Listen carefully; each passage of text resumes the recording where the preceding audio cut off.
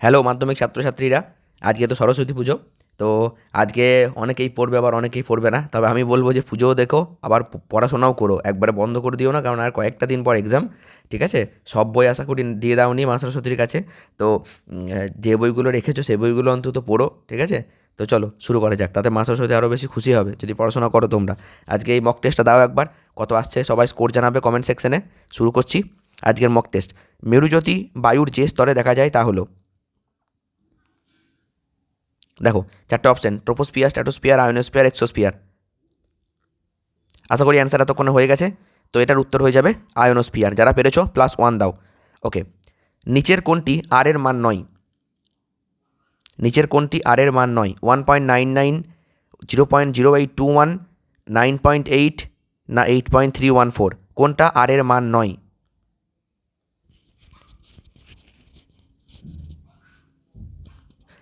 দেখো আমি উত্তরটা বলে দিই। এই প্রশ্নটাতে না অনেকেই কনফিউজ হয়ে যাবে, কেন জানো? কারণ এখানে দেখো দুটো অড মান আছে, একটা হচ্ছে 1.99 আর একটা আছে 9.8। তো মনে রাখবে, যখন ক্যালোরি এককে দেবে না, তখন উত্তরটা হয়ে যাবে 1.987, তার মানে 1.99। এইটাও কিন্তু আর এর মান, তাহলে আর এর মান 8.31ও হয়। ঠিক আছে, 8.31ও হবে। হ্যাঁ, যেমন এখানে কী কী আছে দেখো, 8.314ও হবে, 0.082 এটাও কিন্তু হবে, 082 এটা লিটার লিটার এটিএম এককে, এটা তোমরা সবাই জানো হবে। আবার এই 1.99 এইটাও হবে। তাহলে হবে না কোনটা? এই 9.8 এইটা কিন্তু হবে না। তাহলে এইটা হয়ে যাবে কারেক্ট অ্যান্সার, এইটা হয়ে যাবে কারেক্ট অ্যান্সার। যারা অ্যান্সার করেছো তারা +1 অ্যাড করো। তারপরে তারপরে তারপরে বলা হচ্ছে এই যে 1.3 KNO3, এটাকে আমি কোনো কিছু একটা অ্যাড করেছি, 2KNO3 + O2। এই সমীকরণ অনুসারে 1 মোল KNO3-র বিয়োজনে এসটিপিতে উৎপন্ন অক্সিজেনের আয়তন কত? তার মানে KNO3 বিয়োজিত হয়ে KNO2 এবং O2 উৎপন্ন করছে। এবার বলা হচ্ছে যে 1 মোল KNO3-র বিয়োজনে এসটিপিতে কত কত অক্সিজেন উৎপন্ন হবে, মানে কত আয়তন অক্সিজেন উৎপন্ন হবে।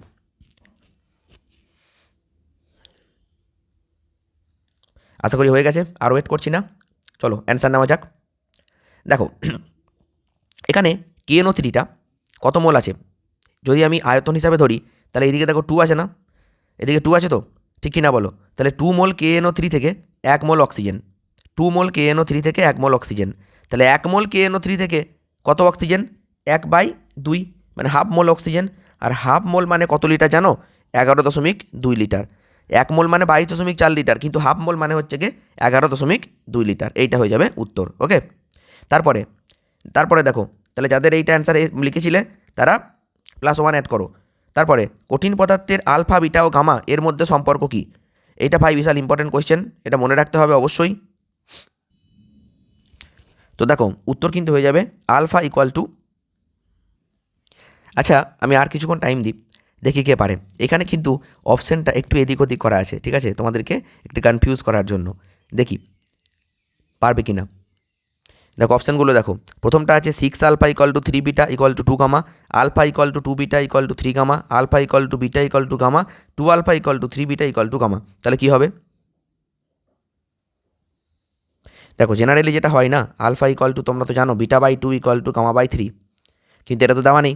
তাহলে কী করতে হবে? 3 আর 2 এর লসাগু কত? 6। তাহলে 6 দিয়ে সবাইকে গুণ করে দাও, তাহলে এটা কত হবে? 6 আলফা ইকুয়াল টু, এইটা কত হবে? তুমি যখন গুণ করবে 6 দিয়ে, তখন 2 3 6 হবে, কাটবে, 3 বিটা ইকুয়াল টু 2 গামা। তাহলে 6 alpha equal to 3 beta equal to 2 gamma. তাহলে অ্যান্সার কিন্তু হয়ে যাবে অপশান এ।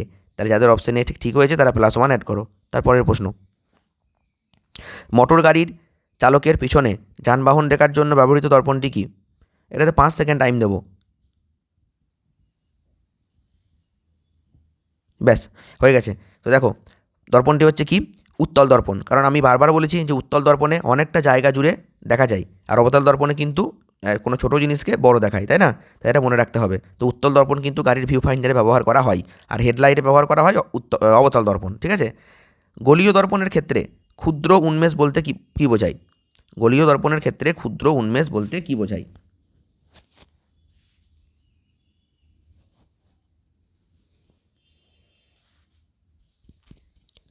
আর ওয়েট করছি না, ক্ষুদ্র উন্মেষ বলতে বোঝায় 10 ডিগ্রি অপেক্ষা কম। এটা মনে রাখবে, 10 ডিগ্রি অপেক্ষা কম। মনে রাখতে হবে কিন্তু, এটা ইম্পর্টেন্ট কোশ্চেন, ঠিক আছে? অনেকেই এটা কিন্তু জানো না দেখবে, ঠিক আছে? তারপরে দেখো, কোনো পরিবাহীর মধ্যে দিয়ে একই সময় ধরে পূর্বের তুলনায় দ্বিগুণ প্রবাহ মাত্রা পাঠালে উৎপন্ন তাপ কী হবে? দেখো, তাপের ফর্মুলা কি হয়? H ভ্যারিজাজ I square. যদি দ্বিগুণ প্রবাহ মাত্রা পাঠাও তাহলে 2i তার স্কোয়ার হয়ে যাবে, তার মানে কত হয়ে যাবে? 4i স্কোয়ার, তার মানে 4 গুণ হয়ে যাবে, তাই না? তাহলে 4 গুণ হয়ে যাবে, কারণ আয়ের মাথায় আছে স্কোয়ার। এটা আমি একবারই বলে দিলাম, টাইম একদম দিয়ে নিই, ঠিক আছে? এটা বোনাস নিয়ে নাও। ওকে, নেক্সট 1.8, বলো এটা কী হবে? 240 ভোল্ট আর 60 ওয়াট, বাতির রোধ কত? অনেকের এই কোয়েশ্চেনটা মুখস্থ হয়ে গেছে সলভ করে করে।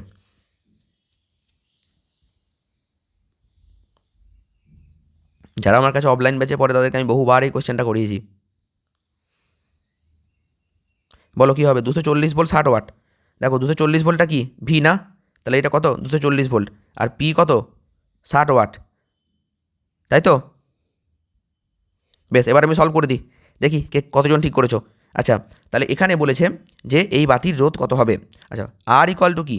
আর equal to V square by P. তো ব্যাস, অ্যান্সার হয়ে গেল 240 ইন্টু 240 বাই 60 ইন্টু 60। 0 0 কেটে দাও, 0 0 কেটে দাও, ঠিক আছে? 6 4 24, 6 4 24, তাহলে 4 4 কত হচ্ছে?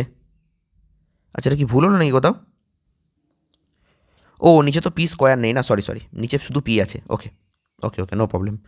240, ঠিক আছে? এবার দেখো হয়েছে, 0 0 কেটে দিলাম, 6 4 24। আচ্ছা, 24 4 কত বলো তো? 24 4 হয়ে যাবে দেখো 96, তাহলে 960 ওহম। ব্যাস, 960 ওহম হয়ে যাবে উত্তর। যার যা ঠিক হয়েছে +1 অ্যাড করো। শেষে কমেন্ট সেকশনে কত পেয়েছো অবশ্যই জানাবে, এটাই তোমাদেরকে কনফিডেন্স দেবে। ওকে, নিচের কোন রশ্মির কণা ধর্ম থাকে না?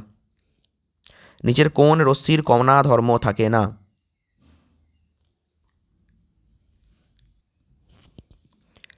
ভেবে বলো। দেখো আমি বলে দিচ্ছি, আলফা ধনাত্মক, বিটা ঋণাত্মক, গামার কোনো চার্জ নেই, তাই না? মনে রাখতে হবে কিন্তু এইগুলো। আলফা বেরিয়ে যাওয়া মানে প্রোটন সংখ্যা কত কমে? প্রোটন সংখ্যা কমে হচ্ছে গিয়ে 2, আর ভর সংখ্যা কমে 4। বিটা বেরিয়ে গেলে প্রোটন সংখ্যা +1 বাড়ে, ভর সংখ্যার কোনো পরিবর্তন হয় না। আর গামা বেরিয়ে গেলে প্রোটন সংখ্যা বা ভর সংখ্যার কোনো পরিবর্তন হয় না।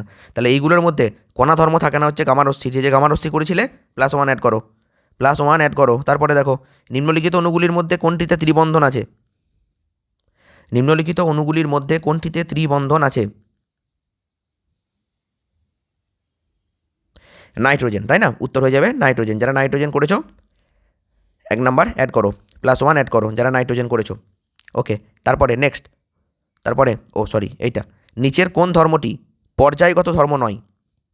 নিচের কোন ধর্মটি পর্যায়গত ধর্ম নয়?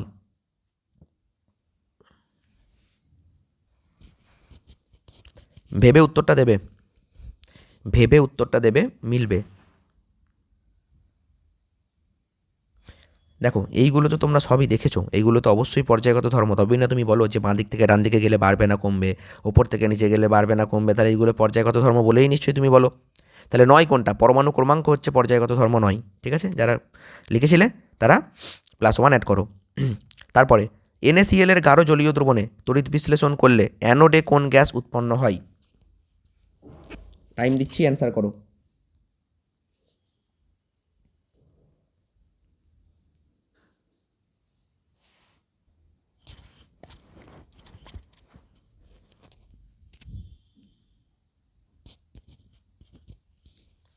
তো উত্তর হয়ে যাবে ক্লোরিন গ্যাস। অ্যানোডে কিন্তু ক্লোরিন গ্যাস উৎপন্ন হয়। যারা ঠিক করেছিলে +1 অ্যাড করো।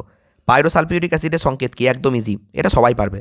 যারা পড়াশোনা একটু হলেও করেছে তারাও পারবে পাইরোসালফিউরিক অ্যাসিডের সংকেত কী হবে।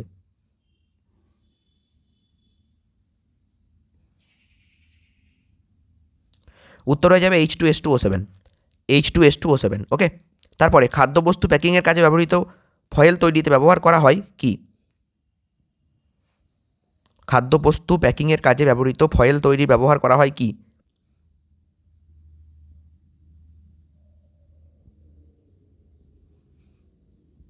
অ্যালুমিনিয়াম। যারা অ্যালুমিনিয়াম ভেবেছিলে বা লিখেছিলে তারা +1 অ্যাড করো।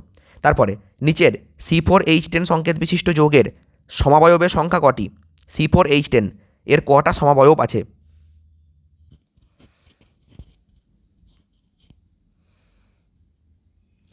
তো উত্তর হয়ে যাবে দুটি, ঠিক আছে, একটা হচ্ছে এন বিউটেন আর একটা হচ্ছে আইসোবিউটেন, দুটি সমবায়ব আছে, ঠিক আছে। তো কটা প্রশ্ন ছিল এখানে আমাদের? কিন্তু প্রশ্ন ছিল টোটাল 15টা।